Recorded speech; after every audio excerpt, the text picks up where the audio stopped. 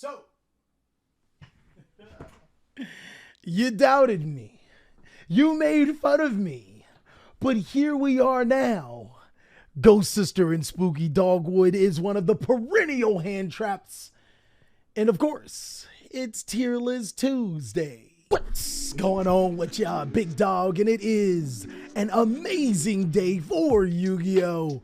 I hope that your day is going phenomenal, but if it isn't, don't let what happened at the beginning of your day ruin the rest of your day. Seriously, go out there and be great. And speaking of greatness, it is the TheCaliEffect's redemption arc. Today, we are going to be talking about the greatest hand traps this format, of course, in tier list form. And as we jump on in, I have 5 different categories here. I have a cut above the rest. These are the hand traps that you should seriously consider playing if you are playing hand traps inside of your deck. Right now, if I were to give an opinion, hand traps aren't the end all be all. There are other ways to counter some of the most popular strategies, but if you are deciding to play hand traps, then well, you definitely should be playing these. Next is the really good status. These are the hand traps that can really perform under the right circumstances and are considered some of the next best hand traps. Underrated are the hand traps that not a lot of people are playing and should definitely look into. These hand traps can steal some games and actually, under the right circumstances, be amazing. Could be better isn't necessarily a bad spot to be in. It's just right now the format isn't necessarily in its favor. Still not necessarily terrible hand traps. In the perfect situations, they can be really good. And then there's everybody's favorite spot. You already know what it is. Oh no, what are you doing, baby? These are the hand traps you should not be playing unless you like having useless shiny cardboard in your hand most of the time. Starting off with our very first hand trap, Ally of Justice Psycho Reader used to be in the, oh no, what are you doing, baby? But with the rise of Drytron and surprisingly, well, not so much surprisingly to me, with the rise of Agents, this is actually an underrated Yu-Gi-Oh card. Being able to banish not 1 but 2 monsters in your opponent's graveyard against the Drytron strategy can be huge. Take for example, if your opponent wants to use Drytron Alpha Thubin, tributing a monster like Cyber Angel Benton, you can use this card to be able to banish the Cyber Angel Benton and another light monster to prevent the Cyber Angel Benton from activating when Alpha Thubin summons. Even bigger bonus points if Alpha Thubin was in the graveyard. Of course, you can use Psycho Reader to banish the Alpha Thubin and the Cyber Angel Benton. That is huge with that strategy, as the Drytron strategy does need to search a lot, and being able to banish both of those cards in the graveyard means that your opponent will be out of 2 searches. Against Agents, it's fairly simple. You just banish light monsters from your opponent's graveyard to prevent them from summoning Arc Lord Christia, and of course, you can always activate it in response to the Agent of Neptune while the card doesn't target. More often than not, you kind of know exactly what they want to summon in their graveyard. Banishing that preemptively could be huge. Next is Artifact Lancea. I actually don't think Artifact Lancea is an amazing card this format. Some of the best decks in Yu-Gi-Oh, such as Despia, Swordsoul, Plants, Drytron, and Eldritch, they really don't care about you using Artifact Lancea on them. Fluenderease is one of the only top Yu-Gi-Oh strategies that genuinely cares. Not really, as they're still able to play their turn. Their monsters just go into the graveyard. Minor inconvenience if they can get into their Fluenderease toucan to be able to banish on the next turn. I will admit though, Artifact Lancea does prevent Dimensional Shifter from being active on that turn, meaning that you could use cards like Droll and Lockbird that turn that genuinely can end their turn, so it's not completely a terrible card. Ash Blossom and Joyous Spring is easily the best hand trap in Yu-Gi-Oh! Hands down, this card is amazing. Not only does it stop some of the best cards in Yu-Gi-Oh! Like Branded Fusion, it is one of the most generic hand traps in Yu-Gi-Oh! Having access or a great advantage against every single top strategy. Ash Blossom and Joyous Spring is so good at being generic and so good at hitting some of the best points inside of the Yu-Gi-Oh! Card game. It is easily the card that you should consider playing over all other hand traps and before any other hand trap. Next is Chaos Hunter. I actually do think Chaos Hunter is somewhat underrated, and allow me to explain. Chaos Hunter, unlike Artifact Lancea, can be activated on your turn. All your opponent has to do is special summon a monster or You can just summon this card to your side of the field yourself. It doesn't matter. From there on out, if you can protect Chaos Hunter, neither player can banish cards, which can be a huge disruption to Despia, seeing that they do like to use cards like Branded in red on your turn. That can be huge, but the reason why I do think that this card could be better is because Chaos Hunter can be interrupted on your turn. It's a monster, it can be interacted with, and it can be destroyed. That being said, it does stop cards like Mirror Jade from activating its effect, so it does have its perks. Consider it if you can protect this card, or maybe you're just playing a deck that can really take full advantage of it. Moving forward, Contact C used to be, oh my god, it used to be amazing. But then players started to figure out that, yo, I can just use this for Guardian Chimera. This card used to be amazing against the Despia strategy, as if they activated the wrong fusion cards, you just summon this to their side of the field, and then they kind of can't do anything. But the problem with that is that Guardian Chimera requires 3 monsters with different names, and giving this card to them at the wrong situation, well, you might just gave them a free destruction, a way to destroy your cards on your side of the field, as well as the ability to be able to draw cards. So be really cautious when you're playing this card. I don't think it's terrible. I just think that you can really get burned when playing this card, which is why I think it could be better. On the flip side, Swordsoul Iris, guys, if you know, you know, because this card is kind of saucy. There are a couple of things that make Swordsoul Iris ridiculously good. 1, being able to be special summoned off of the effect of Incredible Ecclesia is huge. If you are on your opponent's turn and they use a card like Outlet Sanguine, or they use Branded opening the special summon from the deck, you can chain your effect of Incredible Ecclesia to be able to special summon Swordsoul Iris and draw 2 cards. But it actually doesn't even stop from there. Swordsoul Iris can destroy a monster special summon from the extra deck. A lot of times when your opponent summons a monster, they kind of wanted that monster on the field from the extra deck, and Damamama can definitely disrupt their plans. Its last effect on being able to special summon monsters from the hand doesn't come up as much unless you have a monster like Chaos Hunter in your hand, and it can be special summoned anytime a monster on the field is negated, which is kind of ridiculous. Swordsoul Iris also boasts a pretty considerable attack at 2500. This card is actually fairly good in the Yu-Gi-Oh card game inside of the correct deck. DD Crow, guys. Oh man, DD Crow is ally adjusted Cycle Reader, except it works against every deck in Yu-Gi-Oh! What I love about DD Crow is that you can use it preemptively against the Therion strategy, banishing that machine or that Therion monster in the graveyard, so your opponent can't summon monsters like Therion King Regulix. It also works for any of the other Therion monsters, provided that they only have 1 viable target, which means that it's really good in the opening games. This card is also amazing against Branded in red, as you can use this card to banish whatever they target it with Branded in red, and the effect will fizzle. Keep in mind the Despia strategy is getting really hip to negation by playing Branded Loss. DD Crow does not negate the activation, so it bypasses that. It still has the applications against the Drytron matchup, being able to banish the Alpha Thubin or the Benton in your opponent's graveyard. DD Crow is just DD bro. It is on Swole, a very versatile Yu-Gi-Oh card in this meta, hitting everything inside of the meta, so pretty good. Same thing with Dimensional Shifter. Oh man, you better be caught with this card if you can afford playing it. So far, the best deck in Yu-Gi-Oh, or one of the better decks in Yu-Gi-Oh, Fluundereese, main boards this card, and that's one of the biggest reasons why it's one of the best decks in Yu-Gi-Oh. Being able to end your opponent's turn in 1 card is crazy. Unfortunately, it's not as good against decks like Despia, but I think that brings it a nice balance. If your deck can afford to play Dimensional Shifter, you probably should strongly consider playing Dimensional Shifter. Droll and Lockbird is a really, really good Yu-Gi-Oh card. We're in a format where there's a ton of searching. The Adventure Token package. The Branded package actually does search from time to time. Also, the Therion package searches a decent amount if they're playing a big enough package. And then, of course, some of the top decks in Yu-Gi-Oh! Fluundereese, Plants, Despia, and Drytron, every single one of those decks search multiple times throughout the turn. Droll and Lockbird is an incredibly good Yu-Gi-Oh card that can prevent or necessarily end a lot of players' turns in the right situations. It's a fairly good hand trap to be able to play inside of the main board, if not the sideboard right now. On the flip side, one of the cards that has been competitive for so long, I do think is in the could be better category. The reason why is because Effect Veiler is really bad against Fluundereese. Book of Moon and Fluundereese Advent of the Adventure allows them to just dodge Effect Veiler, And then against the Despia matchup, you can't use this on a monster like Lubellion if they have Branded and Lost face up on the field, or if they have Tribrigade Mercurier, well, they can just skirt the card. So it's not really fun to have this card. I don't think that Effect Veiler is a bad Yu-Gi-Oh card. It's a pretty good Yu-Gi-Oh card and solid in a lot of situations.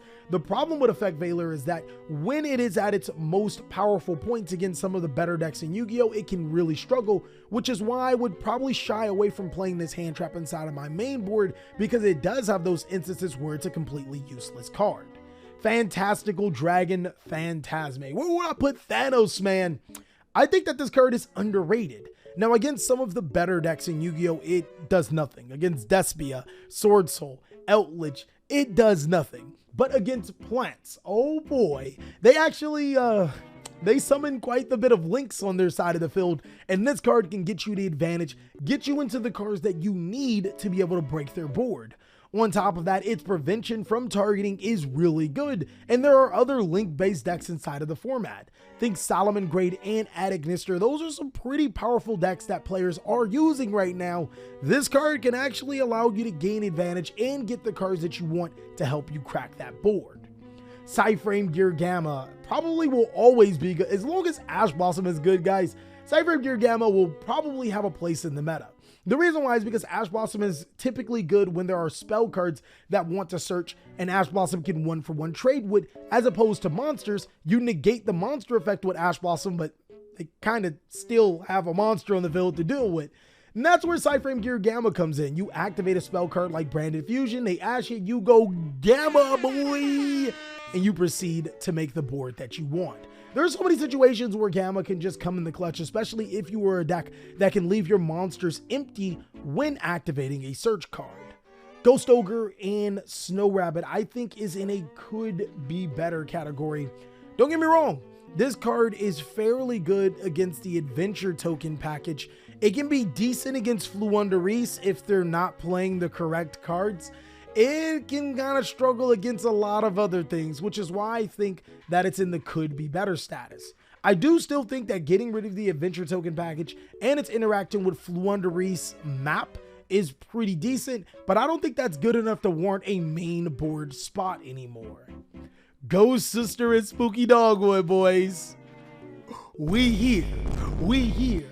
This card is actually, oh, wrong card. This card is actually good. Shout out to my Ghost Sisters, boy, we made it. Not only in a time situation, Ghost Sister and Spooky Dogwood will outright just win you the game with how many special summons are running about. Ghost Sister and Spooky Dogwood is actually pretty good for the Son of Elon strategy because there are instances where they need more life points than your opponent. Shout out to my Spooky Dogwood game because the best time is when they're trying to burn you for time, and you can just chain a Spooky Dogwood and gain some quick life points. Moving forward, Ghost Bell in Haunted Mansion loses its a cut above the rest status to really good, and you can mainly attribute that to branded players, Despia players, playing branded Lost inside of their build, allowing you to skirt the Ghost Bell in Spooky Dogwood. Regardless, this card is still good. It can stop Drytron monsters from being able to be summoned from the graveyard. Keep in mind, you cannot use this on a Drytron monster activating in hand. It can also stop the plant strategy from special summoning from the graveyard, Eldritch the Golden Lord from bringing himself out. Yeah, this card still has a ton of great uses inside of the format and is still a really good card. On the flip side, I do think Ghost Mourner and Moonlit Chill is stupid underrated. Not only can it be activated in any phase, which I actually want to talk about why Effect Veiler and Droll and Lockbird are not in a cut above the rest or really good. A lot of players have been activating cards like Branded Opening in their draw phase, special summoning Owlbird to their side of the field or whatever monster they want and activating its effect. That plays around Droll and Lockbird, and you can only use Effect Veiler in the main phase, so it plays around this card too. But Ghost Mourner, Moonlit Chill? Nah. You can activate this card in any phase and negate the effects. I actually think that this card would have been a lot better if the ruling for Guardian Chimera would have been in the same in the OCG.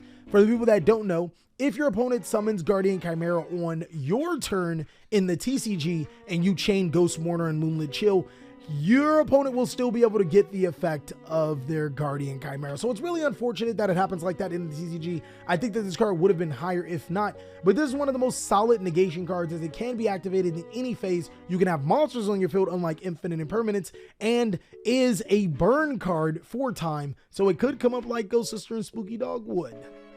We already talked about Ghost Ogre and Snow Rabbit, so I'm going to move on to Ghost Reaper.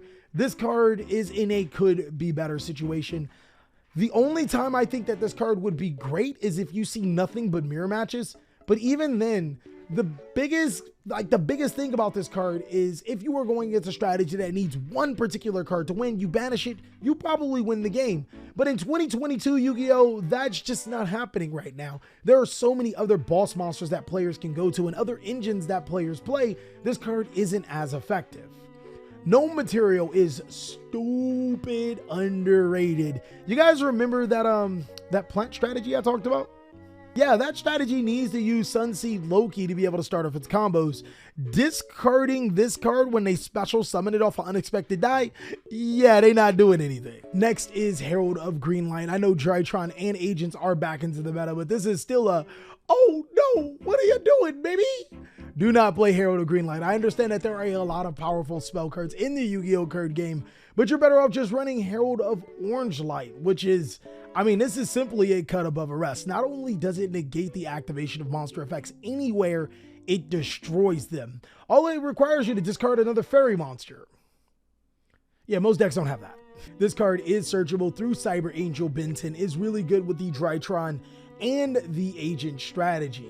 Herald of Purple Light is even worse than Herald of Green Light. Like, seriously, what are you doing playing these cards? Do not play the green or the purple at all. Infinite Impermanence, I feel, is on the cusp between, I'm going to go ahead and say it's one of the better effect negations.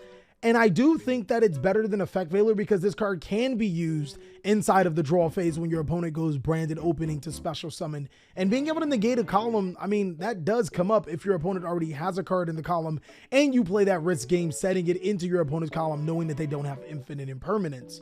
This card does dodge triple tactics talent. So that's just three things that makes Infinite Impermanence the better hand trap card right now. The problem with this card is that, yes, it still is played around through Flew Under Reset, Vinny the Adventure, and Branded Loss. It's also not too great against other strategies like stopping Swordsoul. I mean, a lot of times they do have the extender to keep playing forward, and Eldritch, they'll probably laugh in certain particular situations. So it is one of the better effect negation cards when you compare it to Effect Veiler. But I mean, just being able to be activating the standby phase does make it really good as opposed to could be better. Heavenly Zephyr Myriota is, you know, I want to put it here, but I love that this card effect cannot be, like, your opponent can't respond to that card effect, and that's pretty awesome. Granted, it can only be triggered to a monster special summoned with 2,000 or more attack, but at the same time, Predaplant Vert Anaconda is banned, so not a lot of special summoning from the extra deck in that regard. I mean, I think it's a fairly spicy card, but right now is not the time. Nibiru, oh my god, Nibiru is actually good, and Nibiru is in a really, really interesting situation. Players don't respect Nibiru, so Nibiru literally just comes in and, do you smell Swordsoul? Despia. Hell, I've even seen Flew Under Reese players just go balls in and summon as many times as possible.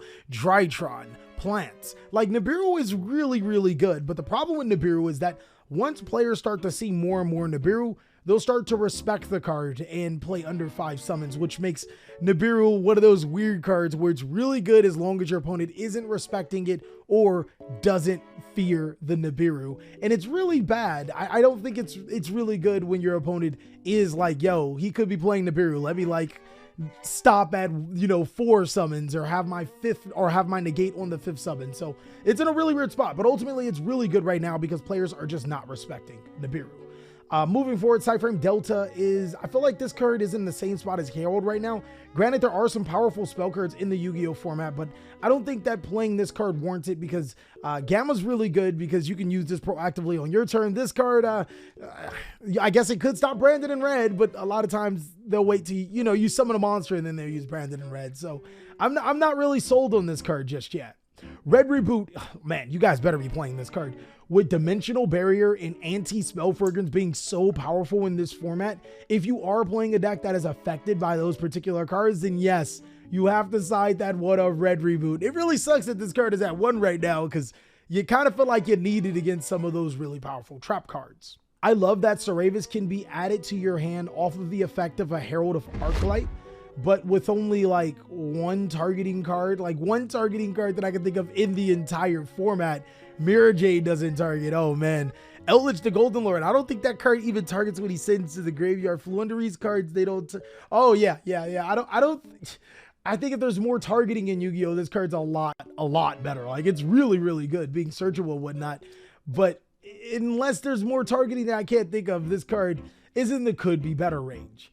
Skull Meister is underrated. Guys, this card can stop card effects in the graveyard. When your opponent wants to use Mariana's Drytron to add to the hand the ritual summon again, you can Skull Meister it. That is the solution, as opposed to DD Crowing it and your opponent having another copy. If your opponent is using in-graveyard effects like the Despia strategy using Tragedy in graveyard, well, you can Skull Meister it. This card is low-key underrated at being able to stop some of the most important monster effects. And lastly is Token Collector. Token Collector is really good because not only is Swordsoul extremely powerful inside of this format, the Adventure Engine is still being played. I don't think that this is a card that you should mainboard anymore as much, but it's definitely a really solid, very solid sideboard option that can really hurt Swordsoul and Adventure Token decks alike. And that is all that I have for the hand trap tier list for May 2022. I want you to let me know down below in the comment section, what hand traps did I miss, if any? Do you rate Karibo as the cut above the rest hand trap? Are there any hand traps I got wrong on this particular tier list? I really want to hear what you guys have to say. Also, if you want to see more amazing content, you can go ahead and check out these videos. And if you want to see Master Duel content, you can check out Master Duel Cali, as I'll catch you on the next one.